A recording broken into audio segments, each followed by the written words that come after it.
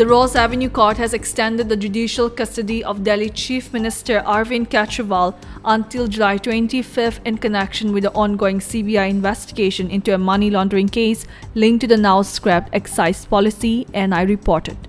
This comes after the Supreme Court earlier in the day granted interim bail to Kejriwal in the same case probed by the Enforcement Directorate. The court's decision came as it referred critical questions arising from his arrest in the case of consideration before a larger bench. Assam Chief Minister Himanta Biswa Sarma today expressed his concern over reports that the statue of Mahatma Gandhi was broken at Chandi Chowk in Tinsukia to make way for the construction of a clock tower. Reacting to the news, Sarma said, "I am not aware of this decision taken by the district administration. Let me verify the facts. Assam owes so much to Mahatma Gandhi. He stood firmly with Bharat Ratna Gobinath Bordoloi when the Congress party led by Nehru wanted to include Assam in Pakistan under the grouping plan." Indian Army Chief General Upendra Dwivedi visited the Three Corps headquarters in Dimapur, Nagaland on July 11 and 12, marking his first visit since assuming the role of Chief of Army on June 30.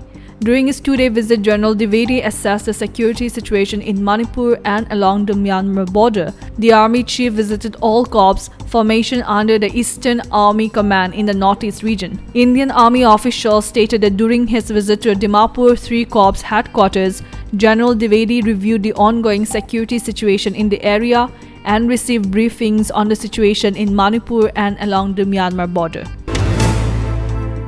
One more person was found dead at a crematorium in Assam's Golpara connection with the boat capsize incident that occurred yesterday in the Rangjuli area. So far, 4 people have died in the accident. The incident took place as 5 people were returning home after performing the last rites of a community member. Bodies of 3 people, Prasanjit Saha, Jeet Malakar and Sujan Malakar, were recovered yesterday. However, another body was recovered this morning. In a move aimed at improving work-life balance for government employees, the government of Sikkim has announced that the 2nd and 4th Saturdays of each month will be now official holidays. This decision was detailed in a circular issued by the Department of Personnel today. The circular signed by the Secretary to the Government of Sikkim mandates that all government offices will operate from 10 a.m. to 4:30 p.m. on working days. This adjustment comes in response to observations that many employees have been arriving late and leaving early, disrupting government operations and causing inconvenience to the public. 7 Indians are among 65 people who are feared dead after a massive landslide swept away 2 passenger buses into a swollen river in Nepal this morning. 6 of the missing Indian nationals have been identified as Santosh Thakur, Surendra Shah, Adit Mian, Sunil Sanawaj Alam and Ansari. Nepal police and armed police force have initiated rescue efforts. England fast bowler James Anderson today ended his 22-year-old international career with 991 wickets.